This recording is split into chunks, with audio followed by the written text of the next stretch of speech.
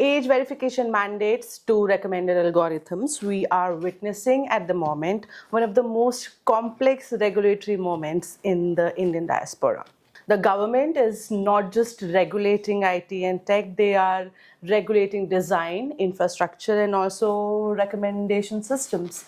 So to unpack all of this, we've put together a panel today who's gonna explain it to us. What is it that the Indian IT is heading towards? Hello everyone, we are at Social and Media Matters Talk, and today this special episode is brought to you by A, B and C, which is Animesh Sinha and Partners, Barrett and Brunel, and Contras AI. This is a wonderful panel. We've been working together for a long time, and I'm going to introduce all of these esteemed guests who are also friends one by one, starting with Animesh Sinha, who is a very esteemed IT and tech lawyer, deeply engaged in all the regulatory discussions that we're having at the moment in IT tech regulation in the courts, and also helping us, Social and Media Matters, with a lot of cases that are coming to us of extortion, harassment, and similar concerns. Also with us is Sumitra Chatterjee from Barrett's and Brunel, who's going to give us a global perspective on legal tech. And then joining from the AI critical front lines is Amitabh Kumar from Contrails AI, who has developed a very critical infrastructure, a system to detect deepfakes. You are in news right now at the moment, but given the new IT rules on detecting deepfakes in 3 hours. So we'll get to that too. And now today's discussion, we will do this in 3 phases. We're going to discuss platform, we're going to discuss infrastructure, and then governance. So all 3 coming from different spheres of IT. I want your perspective and very honest approach on what does this look like in the coming times. Let's have a very futuristic discussion of what the rules are saying at the moment and what could be the implementation gaps today. And let's start the discussion with the most discussed part of online safety since last year, which is Australia. They've drawn a hard line. There is a social media ban for under 16. And now my first question goes that with its proposed under 16 social media ban, Australia has stated their stance very clearly. And now India is advancing verifiable parental consent through DPDP, which is discussed very widely and differently among different groups. And with different groups, I mean lawyers, then civil society, then there are parents who are most put in the position. My question to all of you is that which approach you think better balances child protection with digital rights, and why might one be more legally sustainable than the other? Who wants to start the discussion? Who's the brave one? I'll take this one, and I'll begin by saying kudos to Australia for showing this initiative of taking such a hard action. But I don't necessarily believe that that is the right action for everyone. Australia is more economically advanced. It is also a smaller demography, and therefore what they are implementing perhaps could be implemented. I'm not sure if it will get implemented, but it still can be implemented. If we were to take the same format and apply it in India, the challenges are very many. We are a very large society, both in terms of the numbers, also in terms of the diversity, also in terms of how we try to regulate our society, both in terms of policing or lawmaking or enforcement of laws. So while kudos to Australia for taking a hard stance, and hard stance needs to be taken on this issue, right. I believe there has been general consensus over the last few years on this issue. But whether that will work in all jurisdictions, I am extremely doubtful. But I'm very happy that conversation has moved beyond just conversations where 3-4 people are sitting and saying what is going to be futuristic, because I think what was futuristic is happening now. And I think India's approach is more nuanced. I think it's more practical. It looks more enforceable. Is it perfect? Certainly no, like no enforcement system can be. But is this a practical way to implement in India? I think I'm very excited to see how this pans out. So I actually agree with Animesh on many of the things that he said. Like, for example, how the society in Australia is. They are a much more disciplined society, and I'm going to take a risk to say this in today's day and age, but they are a more disciplined society. However, and it's still it hasn't been implemented at the level where we can see what the pros and cons are. There are many challenges which we will face with, and this is a problem with bans. Nowhere in the world have these kind of bans. Obviously, some bans are obviously more effective than others, but this is a social behavior. And the problem with this is that there might be a political or social problem that comes with this. The governments change, these kind of laws can change very easily. Now you're trying to put in a habit into people which people might not agree with. Just to draw with a parallel with India as well, when you have these kind of bans, let's say if we have a similar ban, India has always been known to circumvent those. There are a lot of ways of using VPNs. There are ways where they can use fake IDs and things like that. And by the way, in Australia also, there are kids who use fake IDs to enter places where they are not allowed. So I do think there's much to be seen. It's like Animesh rightly said, it's a very good step. At least an action has been taken, which is very, very important. India has its own challenges. Obviously, there are technological challenges where kids are probably accessing things from a different device, their shared devices, and so on and so forth. So regulation in Australia might, in my opinion, might be easier than if we look at from the perspective of India, where regulation always becomes tough, and from a legal perspective as well, and from a perspective of how our society stands. So I think that's something which we should look at.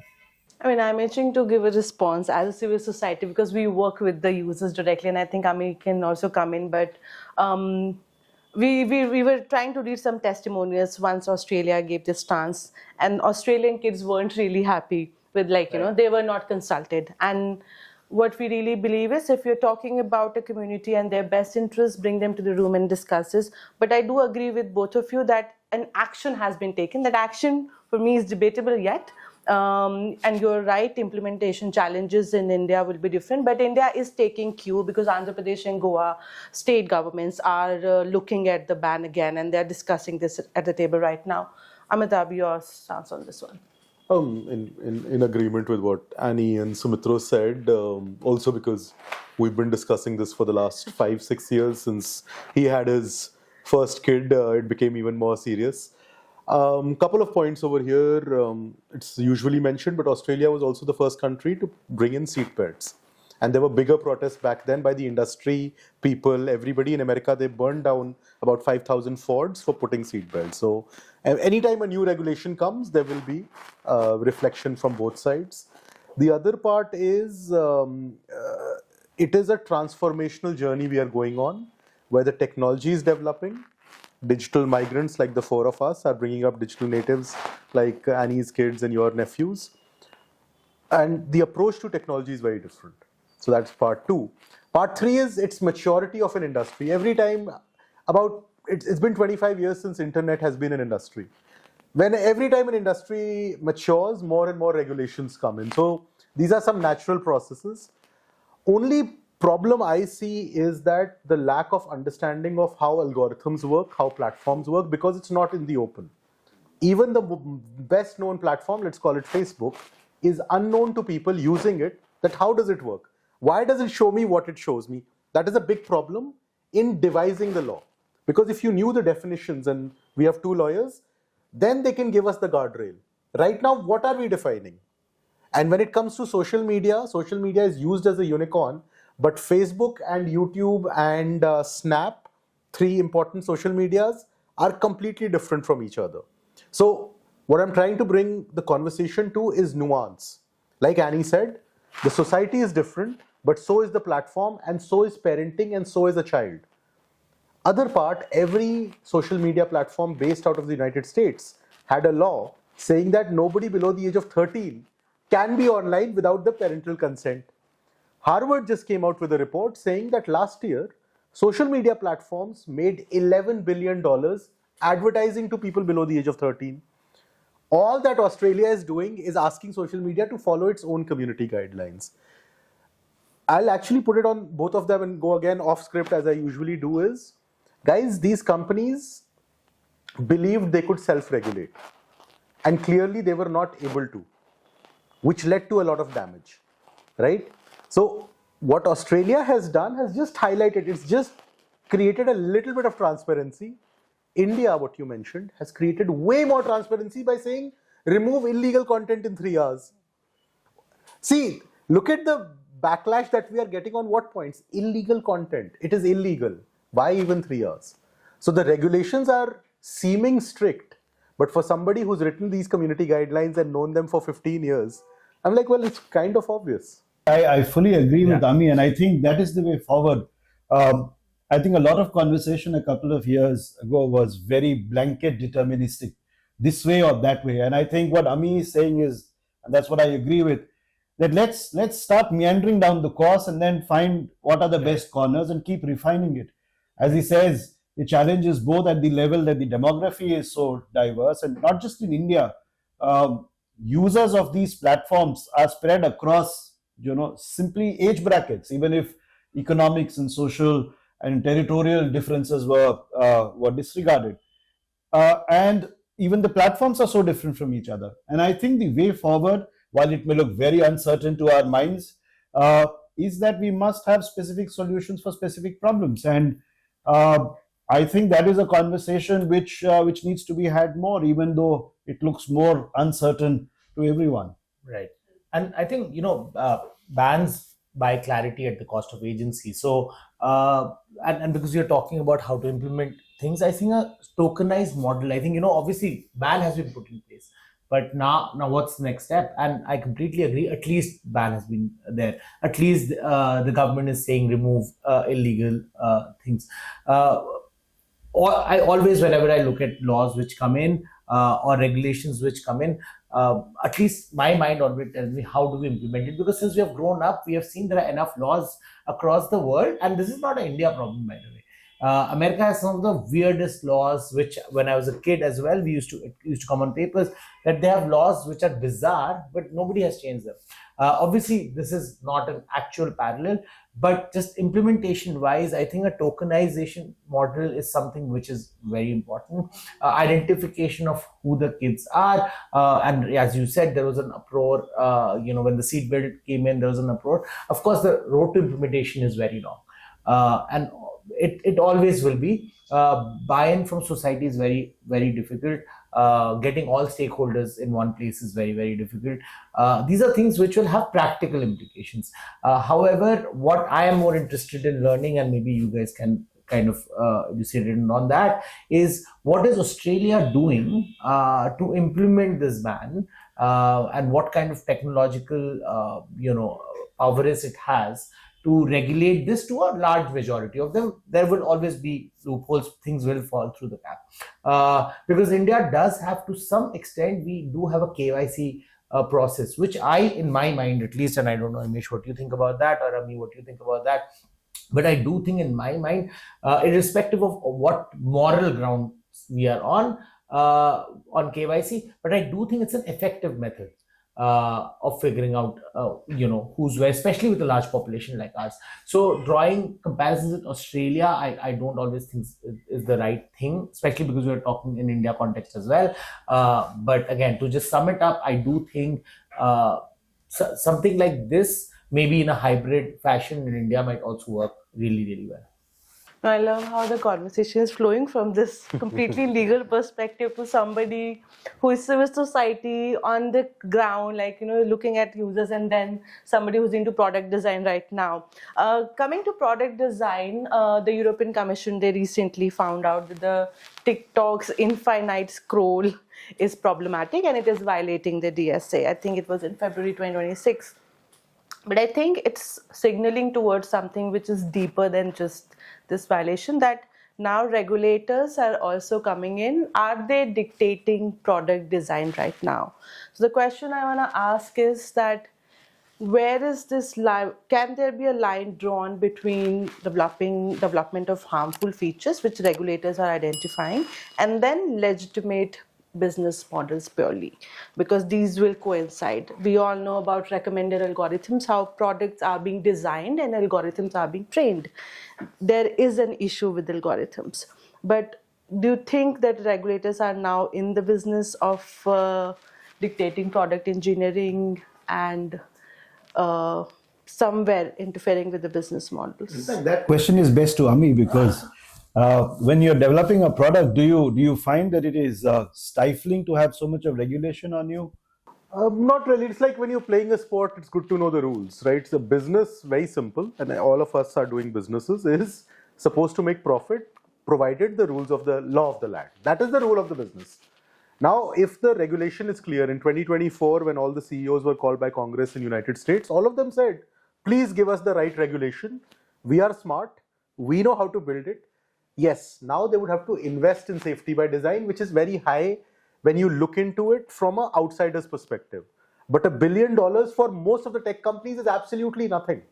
So it is great that the regulation is coming in and clear demarcation is coming.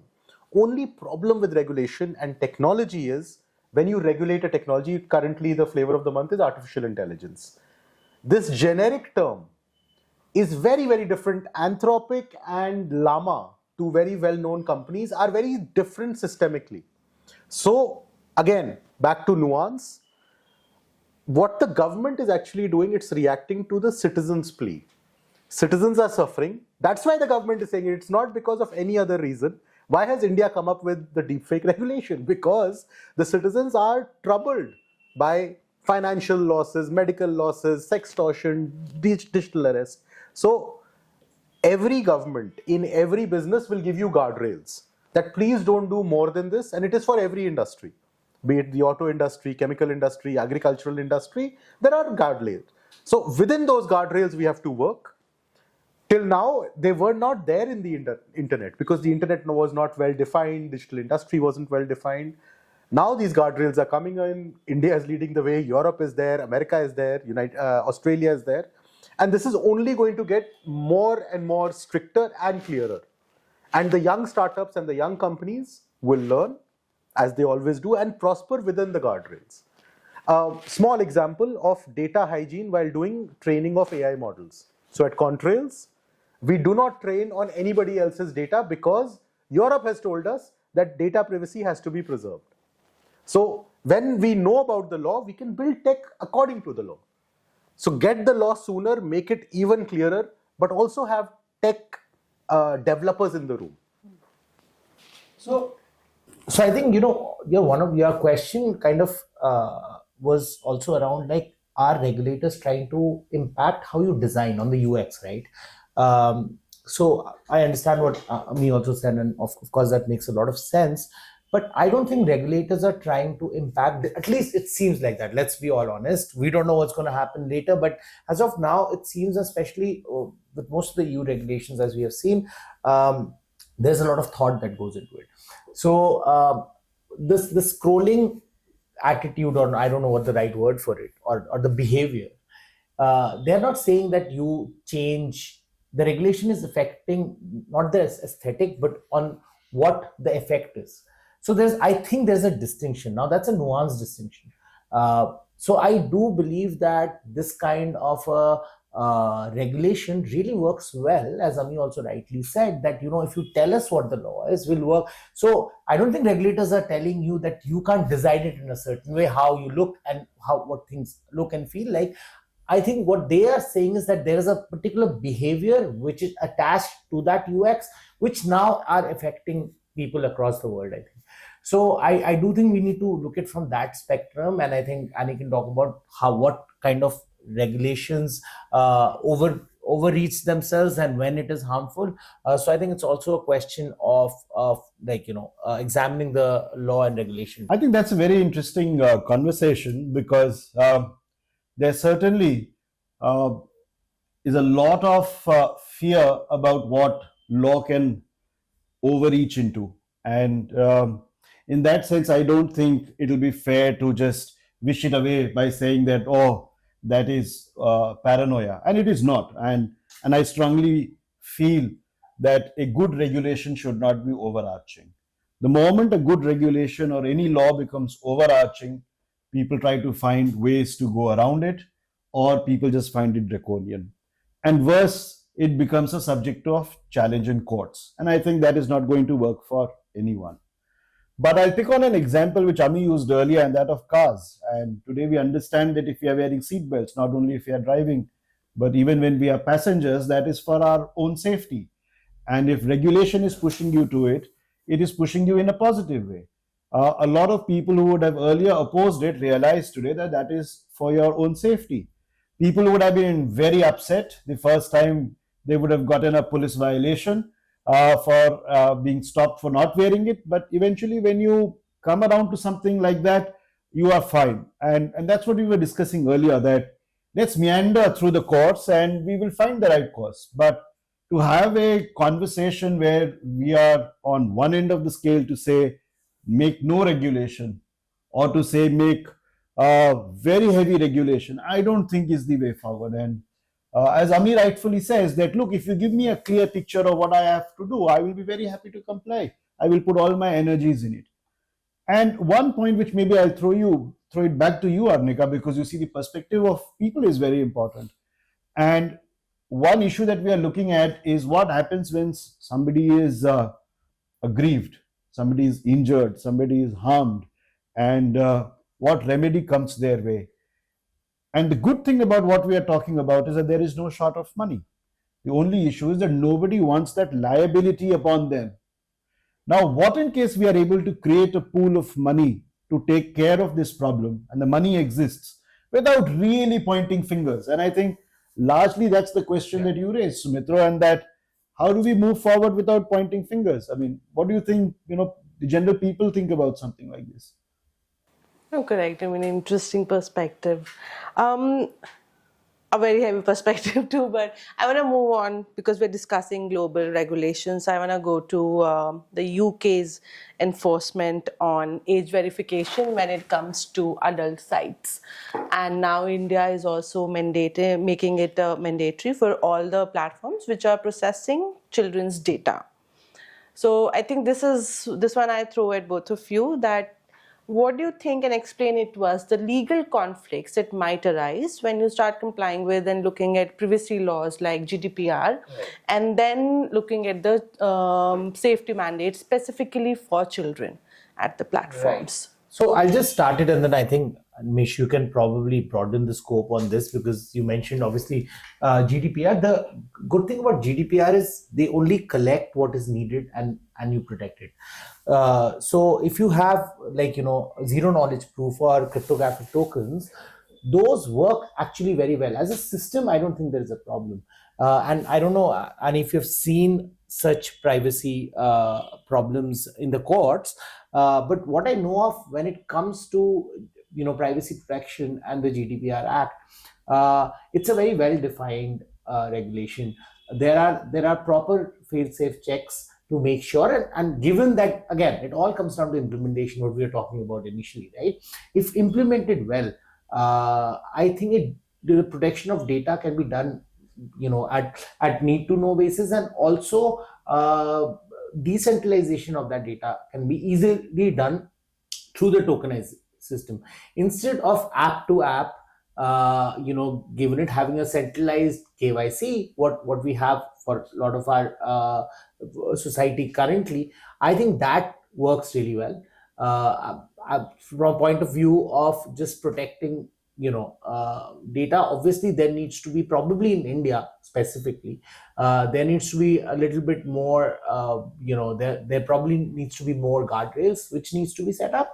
But practically, I don't think that's a very bad thing. I think it's actually a step in the right direction. And Annie, I don't know, again, like I said, have you seen, and not just child related, but where privacy issues have come up, where we have tried to implement, like hotels, for example, had to kind of come up with GDPR regulations.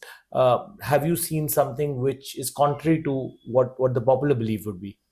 So I'll first answer what Arnika was saying in terms of challenges. One big challenge is definition of who is a child.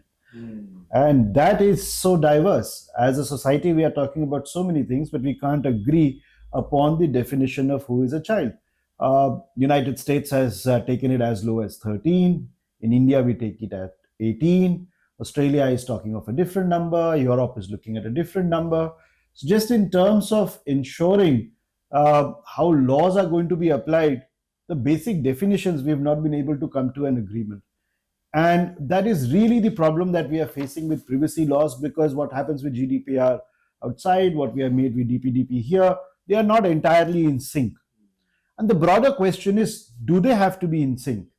Now, one argument is obvious to say that we live in a globalized world and technology is global, it percolates all boundaries. Therefore, there is need for a globalized world. But I think it is very idealistic to imagine that suddenly we will become very homogeneous and uniform. The fact is that we all have our own judicial systems or our own legal systems. And I think this kind of difficulty we will grapple with for a bit. Where I think there is no scope for debate and there is time for hard implementation is where the wrongs are happening. And why is it that we are trying to define who is a child? The reason why we are looking to do that is we are looking to stop child pornography. We are looking to ensure that there is no content online which is tailoring the minds of young adaptable children who can then take adverse steps, like we've seen recently in India, where it seems that games are conditioning behavioral patterns in a way where they are pushing children to take steps which are absolutely drastic. And therefore, should we put a pause on taking some steps simply because we cannot make a homogeneous law? I think that is a wrong approach. And in that sense, I am very happy to see that the world is now moving from policy to legislation. It is moving to action. We will soon move to implementation. And that paranoia that, everything is going to go in a very, very bad way, I think there are enough guardrails in terms of judicial systems all around. They may not be perfect. Rules may not be perfectly clear today. But when we move along the path on this, I think we will self-correct. Therefore, I am very positive about it. And while, yes, I am saying that there shouldn't be over-regulation, but I'm saying that there cannot be a idealistic world of no regulation. Yeah, and just to add, like, I don't think like privacy kind of opposes safety in any way, right? It kind of calls out when there is something which is harmful. So I think that's also important to remember, that we sometimes look at it either or, but that's not the case at all. I think what's important is that we look at from a perspective of when clear harm is being shown. And again, getting back to what me said and what Animesh said before as well, that if there is something illegal or if there's something bad, I don't think there is any question in anyone's mind that needs to be removed. So I do think that's very, very important. Like, just the evil versus good kind of our comparisons. Yeah. You talked about clear harms and talking about it, and then the the COSA Act, it was revised last year to focus on specific harms rather than generalization of broad, duty of care. Now, from an advocacy point of view, tell me if this is a win for clarity and definition. In law and legal, we say like you were saying, Annie, that what is the definition of being a child? So is this a win for clarity, or do you think it is very dangerously narrowing down the accountability of the platform? Well, I don't think there is a straight answer to this, simply because wherever you say that law is going to be situation specific, there is scope for it to be misused. So if that is a fear, that is a genuine fear. But then, given the enormity of what we are looking at, and the COSA Act was largely looking at children's safety, and if we are overreaching a little, and that overreaching is to the prejudice of technology, I think technology should be able to take it. And if in case a particular action is overreaching, there is always a court mechanism to go to. And the injury that a child may suffer versus whatever economic injury an app or a technology may suffer, I don't think it is comparable. So on a theoretical level, yes, you are right. A very situation specific law can be dangerous, but I'm not too cut about it. I think given that there are enough guardrails, given that we have developed systems, I think we can handle it. That can be used. I think we are too early in this stage. I think it's a lot of this is about compliances. So what I believe is what they're trying to do is kind of set up, compliances is not it, because it's also easier to implement, to be very honest, right? The definition of harm, and I really love the name of the act, how they framed it. I think all acts should be named. Sorry, I'm deviating, but I think it's about compliances and how something which is a low hanging fruit. So obviously, is it going to be under inclusive sometimes? Absolutely. Which law isn't? But I do think if compliances are done right, it kind of gives you some kind of guardrail. But again, how and what, I think we are a little early in the game to kind of exactly see what the impact would be. Again, in a regulated society, it's easier to see. So I am hoping that America will have many examples of where what worked and what didn't work. Data would be collected properly, and you'll probably able to see and learn from it, so that this can be implemented in different regions in the world. Yeah, I mean, having worked on child online safety for almost 15 years, I've seen the improvement, the awareness. See, law, we always talk about implementation as if it's going to get implemented on 100% of the people. Another hidden agenda behind every law is also awareness, that society should be aware what to do, what not to do. So every time something new happens on, let's say, child online safety, it's not just the courtrooms of United States. It's also the MITs, the Stanfords, the New York Times, the Washington Times. It leads to a lot of awareness. So every time you talk about child online safety, one thing that Australia won overall was, it said there is some problem with technology that probably children should not handle it. And I'm talking about the most basic part. Whether children will break rules, there are also 8 years old trying to get alcohol and tobacco in today's society. But there are adults like all of us. If we see a child smoking, we will probably stop them. Maybe 5, 6, 10 years down the line, when we see an infant, and I literally mean a 1-year-old in a restaurant, glued to the screen, we will openly go and chat with the parents, which we don't do right now. So COSA, or be it DPDPA talking about age assurance, or Australia, or Ofcom, they have really won on the awareness part of it, that everybody is thinking, let's choose what our child should do or not. Having said that, I believe all parents, once informed, should develop their own style of parenting, and the state should not step into it unless it is actually harming the child. So there is another law which just came up 2 weeks back, which was in UAE, which parents will get fined if the child is watching more than certain number of screen time. So globally, I think the consensus is there is some problem with the amount of content the child is consuming. Very little scientific research, because it's difficult to do research on the mind. The gap to fill in is something that I mentioned earlier. Are children profit centers for a few businesses? Because the amount of money they made last year was $11 billion advertising to these children. I have a bigger problem over there than everything that happens inside the household. I think parents and society carry the responsibility for the child. Parents should choose. State should again give guardrails that don't do more than this, don't do less than this is harmful. One of the interesting points was, because you mentioned GDPR and Ofcom. Ofcom just came out with a report, because Ofcom also has in the UK a transparency report. And nobody passed the transparency report. None of the transparency reports submitted by the smartest people of any company were even acceptable by Ofcom. That is a bigger area of concern. The algorithms and how they work and not understanding it is a problem for policymakers, lawyers, AI developers, for all of us. So I think transparency is something which I would like to push with regulation. What are we trying to regulate? That still becomes a complexity in nuance. All right, so now we'll move a little bit into infrastructure, and that takes us to Amitabh. So Amitabh, Apple and Google, very strategically, they are now moving the age verification systems to the device layer. And I believe that fundamentally pretty much changes how trust signals will now flow online. So tell me, from a deep fake and identity fraud perspective, is this going to be helpful, or is it complicating matters? Depends.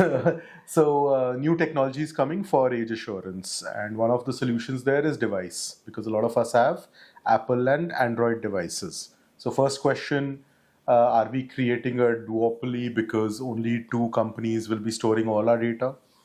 Will the companies be storing our data? Because privacy preserving is something that GDPR, Europe, US, India, everybody has kind of requested that please preserve the privacy, because otherwise data turns into a honeypot. Every time it is hacked, the data goes out in public. These are problems that we have already dealt with. I think we need more innovation over here. There is a lot of good technology that is coming up.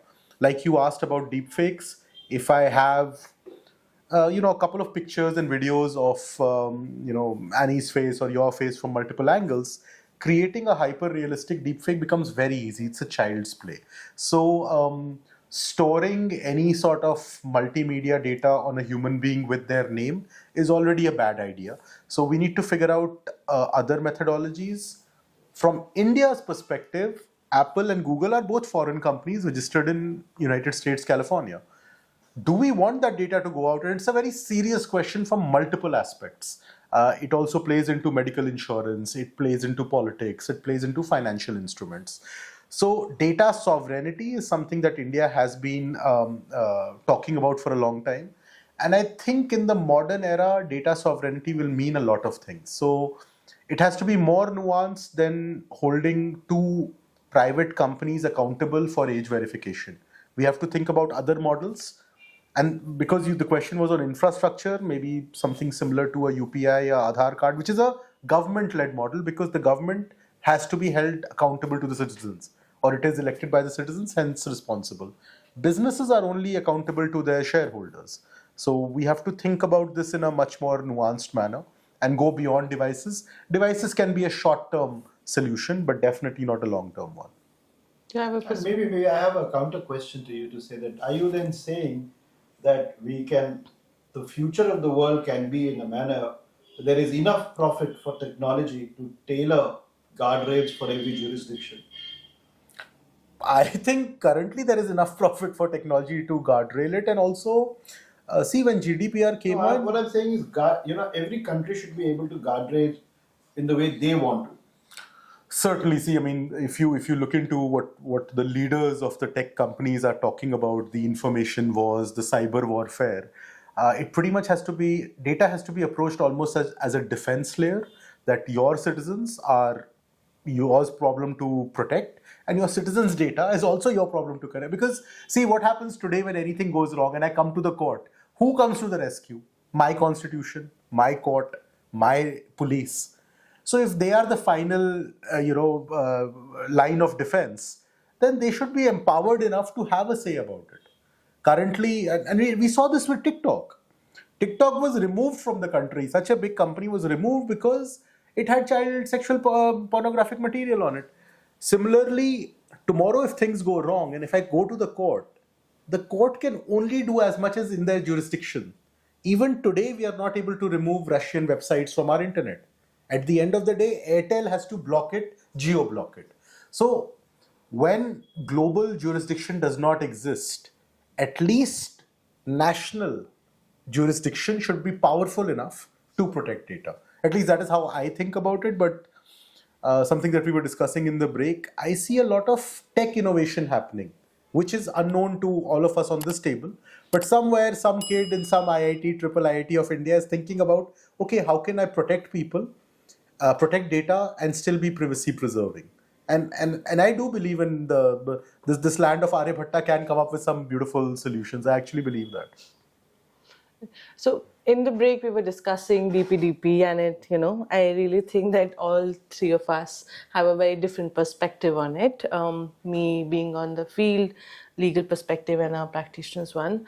But this is a question that I want to read out because it has some very technical stuff.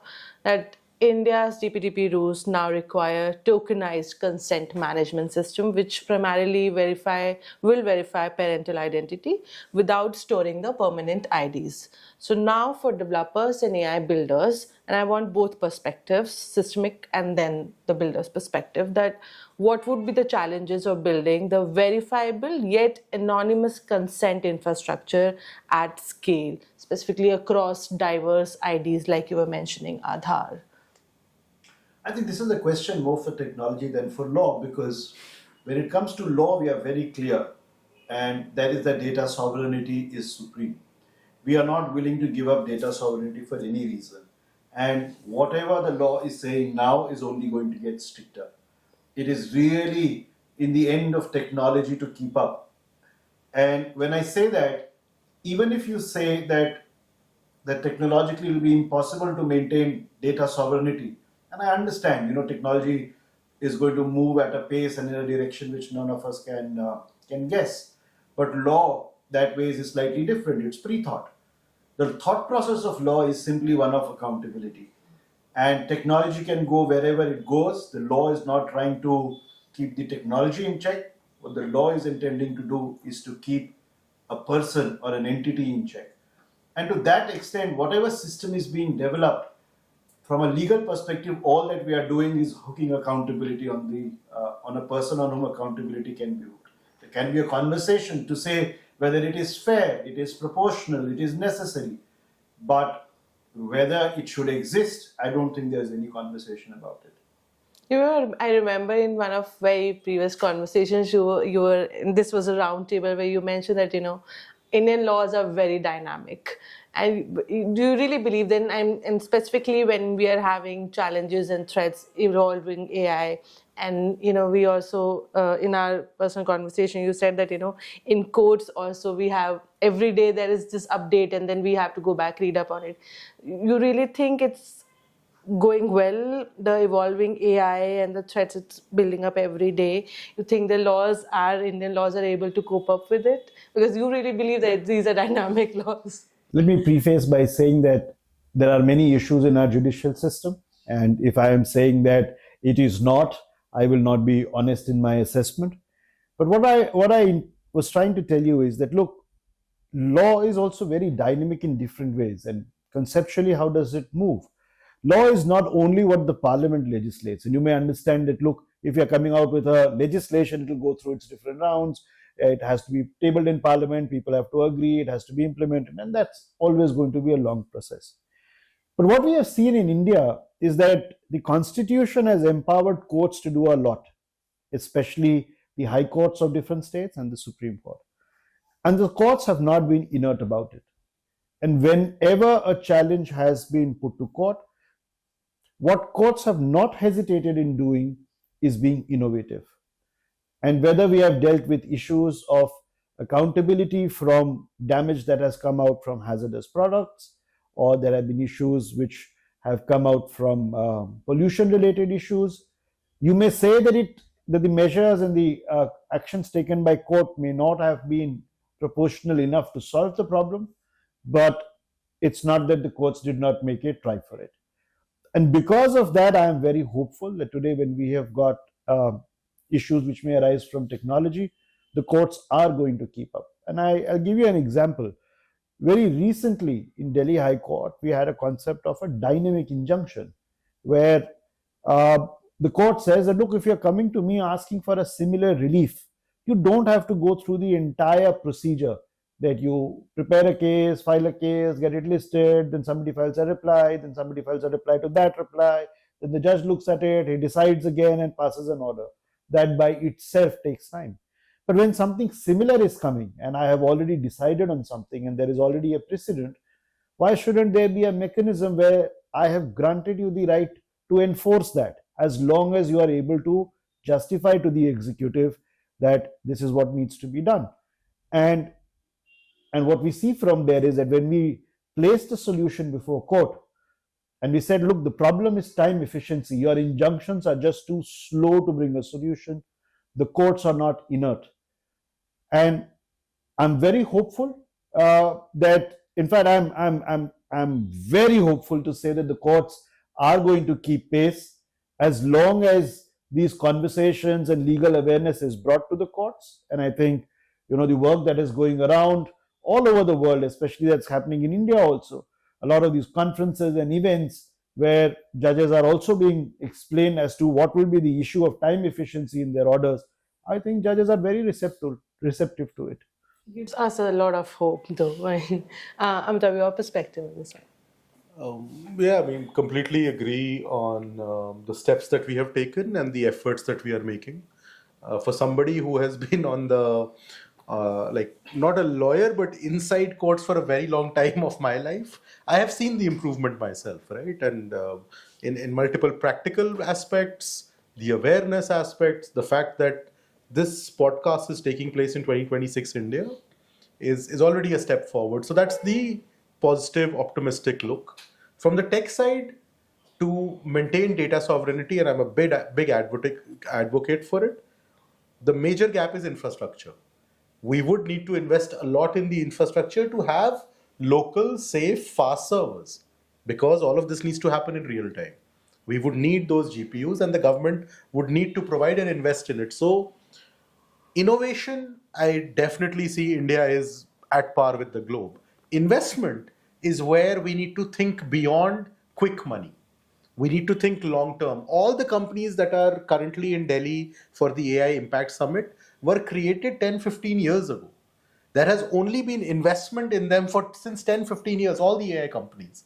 So unless we have the long term view of building for 2036, I mean, one of the government programs is for 2047. You need to think like that. It is not going to be quick. The law can come in today. It will take 5 to 10 years to implement it. Infrastructure has to come. Capacity building of the judges, of the lawyers, which is happening, needs to happen a lot more. Also in the lower courts of India. I mean, Indian judges, lawyers, laws on paper are beautiful. Implementation lags because a lot of capacity building needs to happen, and that requires investment.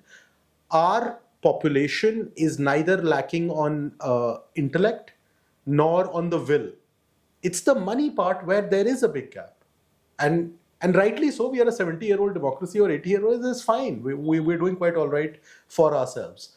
But like Annie said, there is problem in the courtrooms which we have to improve. There is a lot of lacking on digital infrastructure which we would have to build, regardless of how we do it. I don't know, but that is the lacking that I see, and I hope that what this government is doing on AI, it is also realizing that we'll be requiring those many chips, computers, GPUs, electricity, food, clean water. All of that is also required for this to go forward. No, absolutely. And I think the AI India Impact Summit is also the people that they're bringing in the country. I mean, if it's going on the podcast, I would really say that this is beyond the expectations that I had for the summit, the kind of people that they're bringing in the country. And that says a lot that we are taking this seriously, to say the least. Now, this one is a great question. I really want to hear both your perspective, because we were discussing the European Commission's TikTok, their intervention, because when they identified the infinite scroll, which we also call doom scrolling here in India for other separate platforms. Now, both of you tell me that what does a non-addictive AI will look like, especially when you are building, like, say, think of a platform, who are building their system and the whole platform on recommended algorithm. And we know that most of the platforms are running on that. That's the business model. But what would a non-addictive AI system will look like? And will it really impact for these platforms who are building on such algorithms? Will they be able to survive this kind of mandate, which is against infinite scrolling? Oh. Okay, I'll take the first jab on it. I think when it comes to addiction, a lot of the public awareness is based on one study which happened in the 1930s, where, and I think it's related to cocaine, where you put two rats in a place and they get addicted. One dies because it overuses cocaine, the other doesn't. This is a very old study. Technological addiction as a word is something we should use very carefully, because there's a very thin line between use and abuse, right? Dependency and using a tool for competency. So a lot of these factors are actually external. They have very little to do with the technology, but with the factors in which that human being, that child, is living into. So a child with a lot of love, a lot of external activities to do, a lot of friends to engage with, will have a lower tendency towards being dependent on technology. The same child with all of these things, the parents are not there, the friends are not there, there's no playground to play, there is no school to go to, Of course, what should they do? Where should they go? So a lot of the tech problems which mature as tech problems, the symptoms are in the society. And when we look into Delhi, and some of us grew up over here, the number of playgrounds we had 25 years ago and the number of playgrounds we have today have significantly decreased. So it's actually socio-economic problems which are playing up on technology. Having said that, the tech companies cannot look at children as customers. They should not look at children as customers because it's a very vulnerable population. The frontal cortex is getting formed and there's a lot of decision making which is very emotional at that age. And having seen that this at close quarters, I feel very bad for parents who are going up, as two parents are going up against $100 billion industry. So, and this is where the conversation started. So coming back to it, non-addictive design, safety by design is something which is being propagated by the world. Our friend Julie Imand from Australia, the e-safety commissioner, she's been talking about it for the last decade. And I think the same can be implemented provided there is motivation. So give a company complete tax cut because not a single child was harmed and see how it is done. Profit motivation is what runs businesses. We need to come back to going after the money. And for any industry to change, financial incentive is the best one. I think I can't agree enough with Ami on several of those wonderful points he says. And here, instead of answering as a lawyer, I'll answer as a parent.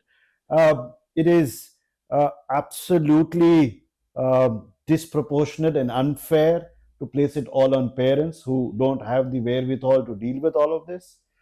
When you say that should an external agency dictate design and in the name of safety, it may seem very stifling for creativity. But where the balance is not to say that, look, somebody is going to approve every corner of somebody's design. That is going to stifle creativity. And quite frankly, practically, such kind of regulation will not even succeed. What will succeed is a larger push by the government to have more playgrounds, to have more places where children can expose themselves. And I think there is, like in any addiction, there is a threshold. You get addicted after a particular threshold. Before that, a moderate use is fine. And I think technology is a little like that. A conversation which I had with kids at home is to say that, look, YouTube is the new Pied Piper. And just like all the kids danced and then jumped into the river to the tune of Pied Piper, YouTube is exactly like that. And I'm really putting it to you, are you stupid enough to dance behind a Pied Piper? And if in case you could have a conversation with a child like that and give him alternatives to entertain himself, to be able to use information, to be able to spend his time effectively, I don't think they are going to go looking for all the evil things that exist on YouTube. But on the other hand, the government must have a policy where you are ensuring that children are not naturally attracted towards technology. And in this time, you cannot, I do not agree with what happens with the ban in Australia. I don't think it will be workable in India because I don't think you can implement it. I don't think you can implement it in the metros. I don't think you can implement it in sections of society where there is enough economic, social, and time might of the parents to be able to implement something like this.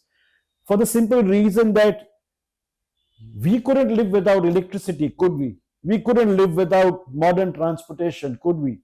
We cannot expect children to live without technology. So to say that, look, for 16 years of your life, this doesn't exist on planet Earth, let's not kid ourselves. We are looking at a more advanced generation, and that's not how we are going to deal with a more advanced generation.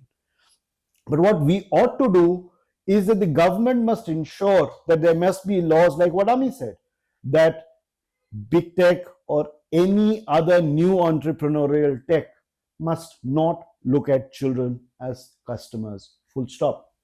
Where jurisdictions say that we find that there has been a child who's become a customer, instead of penalizing the child or the parent, you put an economic penalty on the technology. While it may feel that it's not proportional, but it is necessary. And I think that kind of regulation is absolutely required. To hold the government accountable to deal with other socio-economic problems is something which we already have in our constitutional setups. What is required from different stakeholders is to hold the governments more accountable to something like that. As governments are more accountable, as they realize that citizens require something like this and their very survival depends on this, it is only natural economics that they are going to put the time, money, and energy to do something like that. So here, the conversation is actually quite broad-based. It's not that we live in a society where we cannot make a solution. It's just that some of these solutions are a little broad-based, but none of this, I think, is entirely new. I'll jump in there and also actually take on the hat of the safety advisor to many of the platforms. So, for example, safety by design, right? YouTube already asks you whether this content is made for a child or not. If it is made for a child, it will not let you monetize it. So, it is already going in that direction. Netflix has great parental controls, age assurance. Facebook is saying that whether this should be shown to children or not when you are advertising, it's putting the age group over there. Platforms are taking steps. Platforms and government together. For example, children's toys. The paint that goes on children's toys is verified a lot more because children tend to put that paint in their mouth, right? It's very different than a car paint. Similarly, he spoke about electricity. Look at the plug points. The earlier plug points you could stick in a finger. Now, anybody who has a child in their home first makes the plug point safer because the awareness has gone up. Technology by itself is neither positive nor negative. It's just like saying liquid. Does the child drink milk? Yes. Does he drink Harpic? No. We need to segregate it at that level, but till the time the parents become aware, the awareness aspect remains on the government and on the platforms. And we need to make sure that we also raise awareness about the good practices. We tend to, even as activists in similar conversations, we tend to go very hard on one group because it's very difficult to be nuanced, but context matters a lot. All right, so very strategic and very different perspective from both you, Animesh and Amitabh. Sumitra, I would like to bring you in, and I'm hoping you are giving me a very interesting response on what does a non-addictive AI system will look like. Right. So there are two parts to my answer. I don't know if it's going to be interesting or not. So because addiction of anything, be it AI or cigarettes, alcohol, or like even just before AI, just looking at TV, right? There are two parts to it. One is what the product is, right? What you're looking at, and one is our society. How, and I don't want to use the word regulation here, but what's important to see is how our education system is shaping into what we like to do and not. When we were kids, for example, even though we had the advent of cable TV, internet, but we would be outside playing because it was hardwired into us as kids that, that playing is good for you, it's enjoyable. It's also kind of gave you relief from studying, I think. So I do think that's also very important because now what is happening is that culturally society is becoming so in tuned to just technology, AI, that even kids are introduced to it like very, very early. So no matter what the product is, if you give someone something very early, it obviously is going to impact them. So obviously that's a part of the society. But the reality as it stands is that, parents don't have time anymore. Maybe there aren't enough playgrounds anymore. There are more buildings and so on and so forth. So I do think something that AI should have, non-addictive AI should have, are guardrails where there are stoppages, there are loop stoppages which happens. So that's something which I have, at least I have, had the privilege of talking to some of the creators where they are talking about after a certain loop, no matter who's watching, it stops on its own. Now, whether that will be a reality or not, nobody knows. But that's something very, very important. Subscription models actually also really, really helps. Sometimes when everything is free, then obviously it's like buffet. You sometimes miss out on the best food sometimes because you fill up your plate with something which looks very nice, but maybe there is a dish which was actually very good but didn't look so attractive. And I think that's the same thing with content. Not every content that looks very nice is something which is good or bad for you. So I do think sometimes subscription models help, and people, when they are forced to come in their lane, made to choose and think. And it goes back to the whole concept of how society start, putting more into thought of how we are putting our education system. You don't need to change that education system for our kids.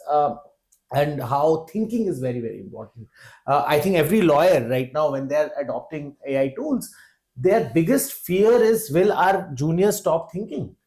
And I think that's all related to how the technology comes in. So if the technology is easily accessible, I do think you can't stop addiction there.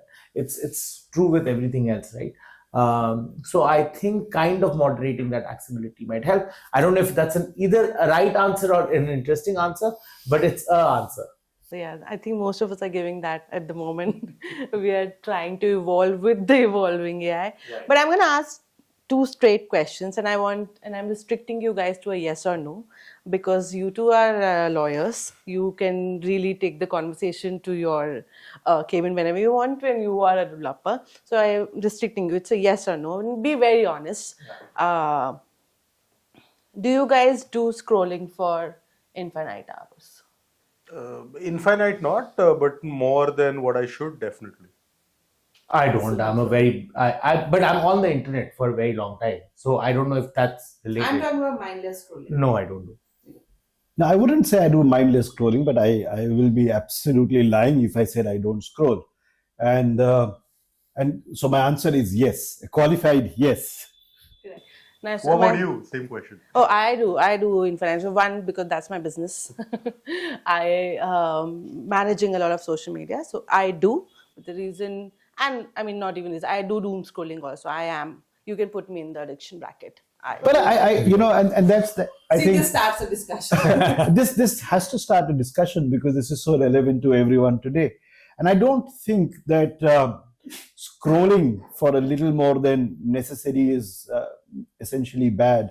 And here I may bat for the algorithm to say that, look, if you are interested in something specific, sometimes you find that what you can learn from that content in such a small amount of time is something which as human society we've not been able to do ever.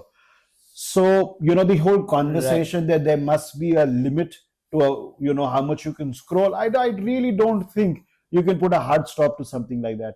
I think there is something wrong with scrolling. Because I have, like I said, it's not like I don't consume content. In fact, I think I do unhealthy amount of content consumption, but they're all long format. Doesn't make it any better, I think. But with scrolling, one thing which is a personal view of mine, your time goes away without understanding, and there are so many rabbit holes. That kind of, because most people don't have that will, I think, where you're like, you can curate your scrolling. Oh, yeah. And I think it's very dangerous. I think the point there is that what should adults do and what should children do? Yes. And as adults, I think we are in a position to realize that, look, we want to waste our lives. Great. Yeah. We don't want to waste our lives. We'll take stock. Children are not in a position to make that decision. Absolutely. And therefore, I think, the conversation that we are having is so important because of that. Yeah, I think the last part is the most important part of what Annie said. 17 years and 364 days. Very different approach. You turn 18, the state allows you to vote. It allows you to own property, open a bank account. You are an adult as per the society. We've drawn a line. 18 years and 1 day. You want to live off Instagram, it is your choice. We need to let adults be responsible for themselves. We have to be aware, we have to make good technology, all of that is one side. But nobody, even the state, should not be telling the adult what to do unless they are not harming somebody else. I believe personal agency is completely on me. If as a 40 whatever plus year old person, I want to spend my whole life on Instagram, so be it. The failures were made somewhere else. But personal agency, I would never allow state or technology or activists to step in there, because that's not how we have designed our society, right? So I completely agree with this fact that let's protect children, let's give inputs. Once they turn adults, we should work very hard to educate them, to make them play. But maybe a 19-year-old does not want to do sports for whatever reason. It should be their choice not to do sports. adults. They have become adults. So there I make a very, very clear distinction, and all my safety by design and everything stops the day you are 18 and 1 year old. Please do whatever you want to do, because if we step into that realm, that's a very slippery slope. Then we'll tell them what to eat, drink, smoke, not smoke, be a lawyer, not be a lawyer. Who are we to tell that? It's our own choice. Correct. So informed choice is what we're talking about. I'm going to put a case study, and this is an out of syllabus question. The questions please sent to you guys did not cover this, but I think you guys would be able to answer this for my clarity. I have a lot of confusion in this. I was in one of the southern states, Tamil Nadu, in one of the towns there, and there a girl came up to me when I was training on gaming and responsible gaming, and she told me that her father saw a post on one of the most used platforms, which is Facebook, and he saw a post where from one of the Middle Eastern countries where it was said that now if you submit this much amount and deposit this in the name of your girl child, the amount will be 400 times multiplied by 400 times, and then it will be given to you in the next 4 years. But you have to give this information. We'll be giving you a certificate and all of that. And because that father was not informed of what this could lead to, submitted that amount, submitted the information of his girl, the daughter, and now was planning to send the daughter to the Middle Eastern country because that was one of the mandate. Okay, now that girl, because I was there, she came to me, she said, I know this is fake fraud, but I am not able to convince my father, and he's planning now to send me to one of the countries. And I could see the post, because she had taken a screenshot, and now there were certificates being exchanged and stuff like that. Now tell me, who will take the responsibility now?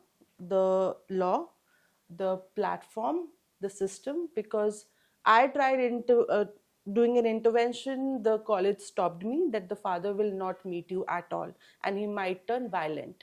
I tried the legal way, but the girl stopped me. She said, no, ma'am, don't do this. I will be, and my mother will be in problem. And frankly, I will not lie, I could not do anything. And at the moment, I don't know what happened to the girl. Tell me, who would take the responsibility and what was the problem? The problem is we are trying to pin responsibility. I don't think it's a single pronged responsibility problem. Again, which I said, it has to do with how India, at least, I don't know, I can't speak of how, I'm sure it's outside as well. There is lopsided development that keeps happening in India. Suddenly there is free internet, but there is no food. There is so much AI, but there is no education. So whenever you have excess of something and information, so this is information, right? That father has information, but he doesn't have, maybe, I'm assuming here, maybe doesn't have that kind of education or that nuanced understanding that this might be, and again, we don't know what it is, I'm just taking a word for this, that this might be a legitimate fraud case where the child might be, I could figure out that from you could figure out from the post. Now, like all of us could see, we could figure out from the post. Is there anything, was there anything, like you said, from legal point of view, again, this post, was there any illegality in that post? Like, you could figure it out. Like, I think that's what the point is, that there is a nuanced understanding that you have of the society, and especially you, because you work in this, in this field, but there's so many people in the urban well-read who are not able to understand and fall in trap of these things. What you said is obviously, I'm sure, has graver consequences. So I think the problem lies with how our society is developing overall. I don't think there is one person who to blame or put the blame on, because that's what we love doing. Let's blame the platform, let's blame government, let's blame the father. But it's actually a collective problem. The collective problem is lack of proper education of who we are before introducing everything into our world. I'm not, practically, is it possible? Of course not. But what is practically possible, at least to start today, to have a robust education system where the father will have that kind of understanding of seeing something like this and saying, oh, this is fake news or whatever, this is fake information, and my child might be trapped. So I don't think there is any one person or one organization which is responsible. It's a collective responsibility of us as society to evolve and adopt technology, but with an understanding which is a little bit more nuanced than what we have today. Can I have something very specific to say on this? Because what you share is deeply concerning. And When you say, I can gauge that this has stayed with you because that helplessness is very debilitating, and it should be for all of us, whether we are working in the space, policy space, or we are lawyers, we are code going lawyers, policy making lawyers, activists. If we are not going to be deeply concerned about something like this, I think that is troubling. And what can be done is the question. I would say that there is a pre-harm what can be done and a post-harm what can be done. Pre-harm what can be done lies uh, technically in the basket of the executive. This is exactly why the district administration and the police is for. Now, an individual citizen cannot take action. You cannot enter into your household and tell somebody that you parent your child this way, right or wrong. You cannot even enter a school maybe and tell a teacher you cannot teach a child this way, right or wrong, because an individual citizen cannot make that action. But a police can. But the executive at that level, a district level executive officer, a collector can. And therefore, we will fail as a society when they are unable to take action. And I don't see uh, how, when something like this is raised and it's genuine in today's day and society, it's an absolutely helpless position that nothing can be done. Yes, practically a lot of times things cannot be done, but I'm not saying that they cannot be done at all.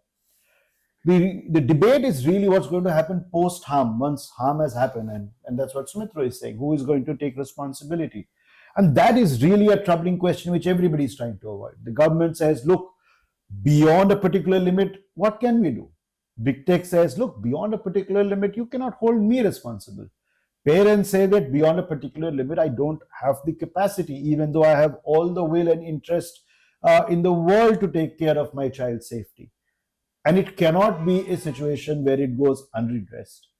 And I think that is a issue which I keep talking about at different forums, and that is that there is no dearth of money either with the state or with technology. And when there are people who cannot take care of themselves, to create a pool of money to help people post harm, we cannot just raise our hands and say, look, I am not responsible. I think the easy solution is, if there was a way to help somebody, at least in terms of compensation, without having to point a finger, that would work remarkably. Now, what's the detail of this? Hypothetical. Say we create a pool of funds. We say, technology harm fund. Every country is able to create a technology harm fund. The government says, I'll put my share of the money. Some share of the money can be through insurance. Some share of the money can be through citizenship funds. Some of it could be donation. Some of it could just be relief funds. You can have tax breaks, tax reliefs, systems which already exist. Tomorrow, when a harm happens, all that you need to know is to certify that that harm is real and it's not a fraudulent claim. Once you are able to certify that, and then you are able to guarantee benefit to somebody, the only effort we are making is to ensure that there are no scamsters who are making good with this money. But the solution here is very simple. The amount of people whom we can help with a simple solution like this is very realistic. And I take every platform to say something like this, to reach out to the necessary stakeholders to create something, because I don't think this solution is very far-fetched. I mean, looking into the case, clearly financial fraud was a part of it, and human trafficking. Both BNS and community guidelines of the platforms are against it. That is part one of it. But unless the complainant comes forward, it has to be the free will, again, which we spoke about earlier, of the adults, of the daughter, of the father. Will it be uncomfortable? Very true. In the socio-economic scenario that you said, maybe the father will get aggressive towards you as an activist, or the daughter as well. But the course of the law is not comfortable. It can take place. Is it pragmatic? Is it comfortable? Does it happen? See, the crime happened very easily because it was just 2 clicks and probably WhatsApp calls. The legal process is 10 years away because that is how long it takes. But having said that, for the law to come in, the law is there. It's not comfortable, it's not perfect, but it is certainly there. For it to kick in, somebody has to be very brave. either the daughter, you as the activist, the college, the school, one person taking an extra initiative does bring about change. It's not comfortable. So the scenario we are in is not optimum.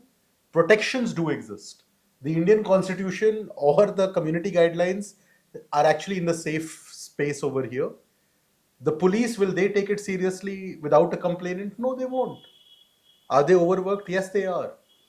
These are not easy problems to solve, but they are definitely solvable. And what Annie is saying about the money part, or what Sumitro highlighted on the agency part, is extremely important to look into it. And the other part, which I think is also important, is, and we talk about it, India has 760 districts. Unless we empower hyper local activists, police, lawyers to take a step forward, there is no way of doing it at scale. We are talking about 1 billion+ people. These cases must be existing everywhere. We need local people to step up, to support that girl in this case scenario. Well, this has been very rich discussion with all the speakers, and I really want to thank all of you here to make time for this discussion. This was very important, specifically for different sections of the society who do not really understand what these larger legal or developer terms are, like we say DPDP very regularly in our conversations in policy rooms, but these are not the terms that are generally being understood in the common section of the society. So thank you for making time today.